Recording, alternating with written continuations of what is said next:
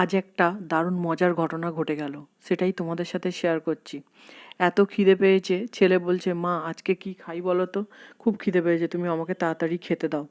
তো যেমন ভাবা তেমনই দেখলাম হঠাৎ ডোরবেল বাজলো। তো দেখলাম মাসির ছেলে এসছে, মাসির ছেলে তো এসছে আর সঙ্গে এনেছে গরম গরম সিঙাড়া, চপ আর পেঁয়াজি। তোমরা দেখতেই পাচ্ছ সব থালায় সাজানো আছে। তো আমিও বসে গেলাম একটা মুড়ি মাখতে। তো মাসির ছেলে বললো আমারও খুব খিদে পেয়েছে। আমার ছেলেও তো মাথা খারাপ করছিল, তো সব একসঙ্গে নিয়ে তো আমি মুড়িটা মাখতে শুরু করলাম।